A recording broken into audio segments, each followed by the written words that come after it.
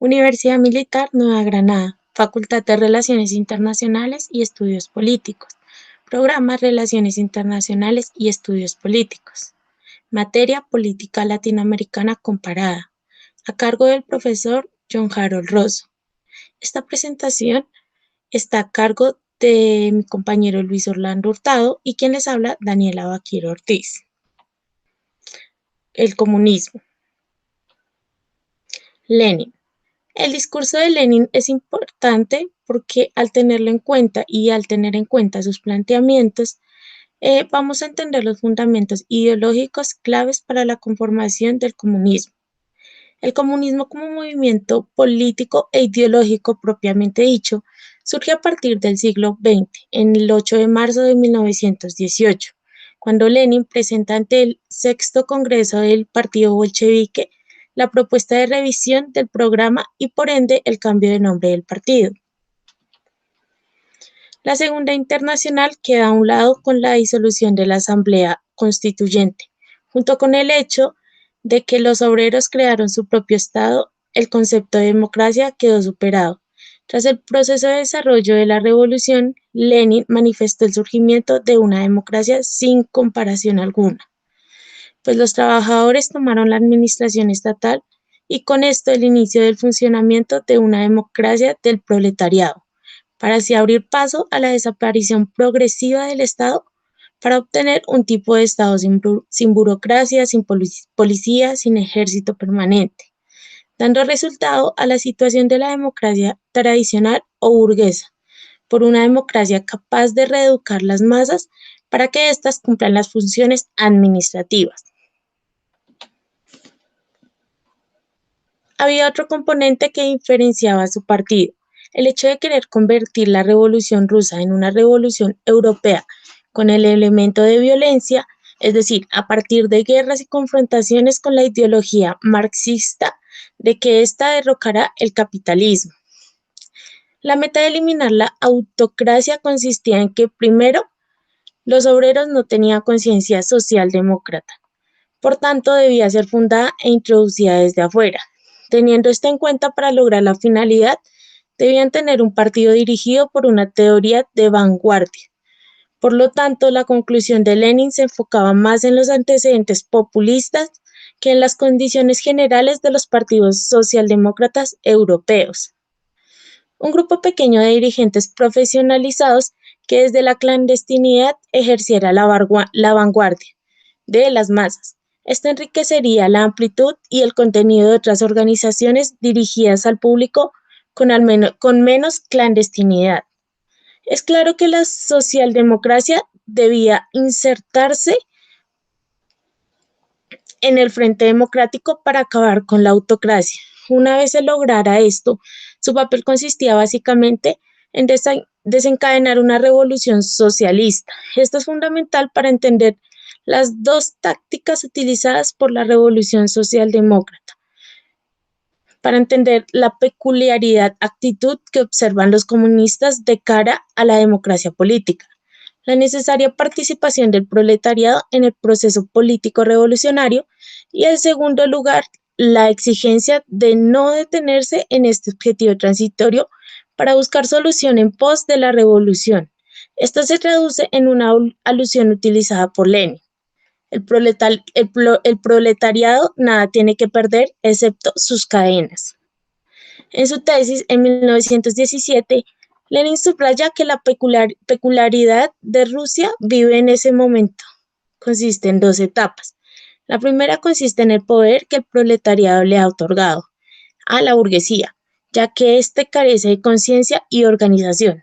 Y la segunda etapa se basa en trasladar dicho poder a manos del proletariado y el campesinado. El salto a la utopía. Recuerda que el régimen político es una clase de opresión. De ahí pasa a una utopía instrumental. El paso a citar los fundadores, pues Lenin se limita a emitir valoraciones generales a partir de los textos de Marx y Engels, pues define la dictadura del proletariado como un régimen de máxima libertad para los trabajadores y opresión para las antiguas clases dominantes, cuestión que sí tendrá connotación política en el nuevo orden surgido de la revolución. En la dirección del Estado, Lenin apunta a que ésta sea por los trabajadores, el proletariado en el que haya elecciones, una democracia directa, sin divisiones, con unos procesos de aprendizajes para dicha administración. Esto se cataloga en que si la democracia no estaba en pro de la revolución, sería reprimida y abandonada. Por tanto, para 1919, cuando Lenin pone en marcha la Internacional Comunista para el proceso revolucionario fuerza mundial, la democracia sería el principal oponente teórico. El Partido Comunista, constituido en vanguardia de la transformación revolucionaria, ejercía un régimen de monopolio a la dictadura del proletariado, un régimen de terror orientado a la expropiación de las antiguas clases dominantes. Ahora bien, la revolución mundial iniciada en Rusia, que era un país atrasado, requería el apoyo de países industrializados. Tras la Guerra Civil de 1920, Lenin hace de Rusia un país modelo que desembocará en la República Soviética Universal. Por tanto, propone ir a las masas para buscar alianzas para eliminar totalmente la burguesía. El correlato económico de la dictadura del proletariado se ceñía bajo la estatización del sistema económico, eliminando la propiedad privada para así destruir el capitalismo. Esta lucha representaba un trabajo unido sobre principios contra la propiedad privada. Y en segundo lugar, distribuía la fuerza de trabajo entre las distintas ramas de la economía y las diversas empresas para así distribuir entre los trabajadores las cantidades producidas. La redefinición de las relaciones entre el partido político y la sociedad era claramente que éste no renunciaba al monopolio de poder del Estado. Más bien, la idea de partido que fundaba era en su actuación con la vida de la sociedad. En conclusión, Lenin dejaba en su legado una dictadura del proletariado y del Partido Comunista, así como una economía socializada que tras el paso del tiempo se iba recuperando de los resultados de la guerra. Además de esto, un sistema de poder represivo, más no un sistema político. Stalin. Este añade sus propias aportaciones. Añade una voluntad de persecución y vigilancia contra los enemigos del pueblo o de la revolución. Tras la muerte de Lenin, seguía con los vicios en la economía zarista, siendo ineficaz, pues faltaba la articulación de un partido con la sociedad. Las diferencias entre Lenin y Stalin es que para Lenin la revolución es un proceso dinámico desde su gestación hasta su despliegue ya en el poder, para así tener una constante revisión crítica por parte de quienes lo dirigen. Para Stalin se trata de partir de lo ya alcanzado que no puede ser sometido a debate. A esto se incluye la disputa en la que Trotsky reclamaba un relanzamiento internacional del proceso revolucionario, cuestión que Stalin rechazó argumentando que la revolución ya estaba consolidada y que el socialismo era perfectamente realizable en un país, ya que éste partiría de la acción internacional. Pues a su juicio, según Stalin, Trotsky no entendía nada de los planteamientos de Lenin. Lenin se convierte en el escabel sobre el cual se agiganta la estructura política de Stalin.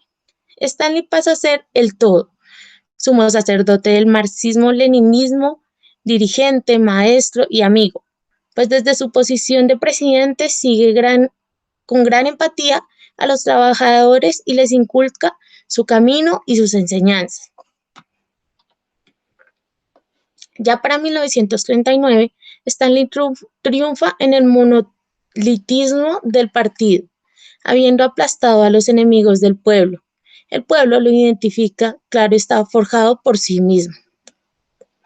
La construcción del socialismo es vista por Stalin como un proceso inexorable, ya que lo realizado aporta una visión conservadora que asegura al partido y además porque este proceso no va a detenerse.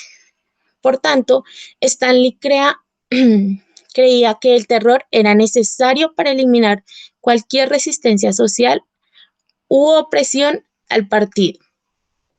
El stalinismo fue una posiciones políticas e ideológicas al servicio del poder limitado de Stalin, justificado por el determinismo histórico que bajo su liderazgo inexorable conducía a la revolución comunista.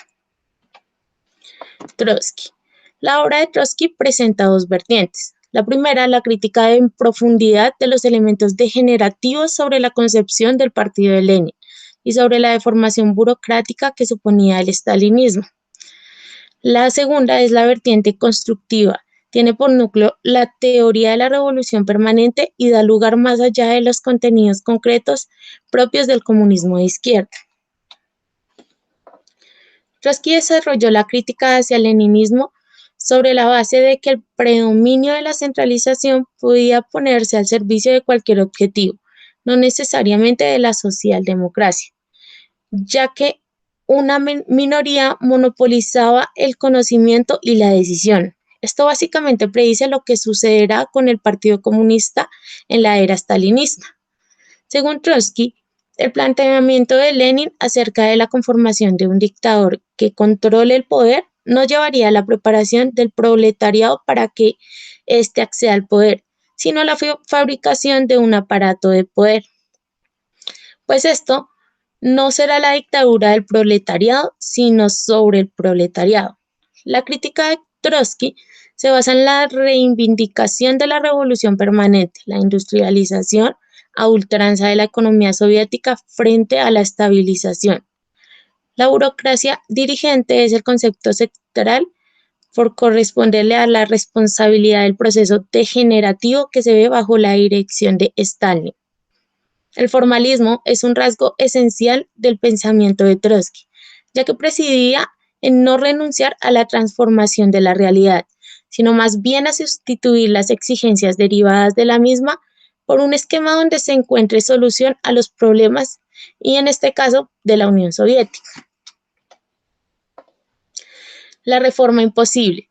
En fin de estructurar los valores comunistas con el fin de fortalecer el aparato político y social a escala mundial y con el fin de evitar desastres que amenazaran la Unión Soviética, tales como la caída de la dictadura de Hitler, era necesaria una lucha consecuente y revolucionaria por la democracia, pues esta claramente no desviaría al proletariado de la revolución socialista. Esto se convierte en una propuesta que de hecho el socialismo de Stalin rechaza. Otros comunismos.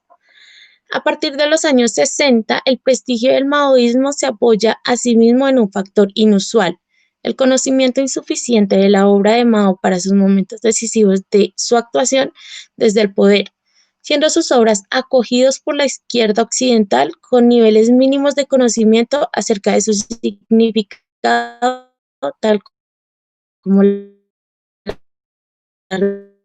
revolución cultural.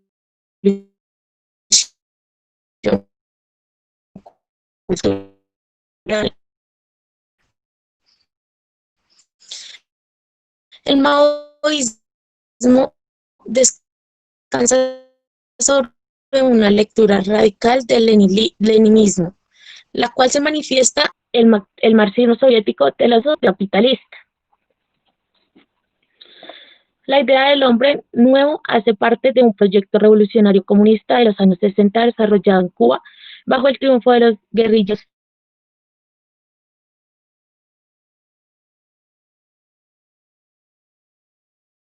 y Ernesto Che Guevara, existiendo dos puntos de contacto, pero también con grandes diferencias entre los procesos revolucionarios de Camboya y Cuba, como resultado un contenido de una política post-revolucionaria. La utopía guevarista perteneciente a una vertiente pedagógica era la única que podía formar al nuevo hombre bajo un sistema de valores acuñado y la mercancía fueran sustituidos mediante la educación, proponiendo a la sociedad en su conjunto convertirse en una escuela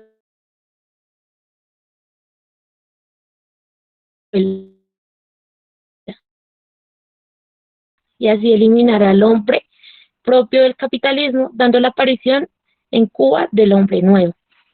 y los fenómenos originarios del MIR se esbozó en el seno de la Comité en 1934, definiendo como capital el problema de la lucha por la defensa de los derechos democráticos en un régimen fascista.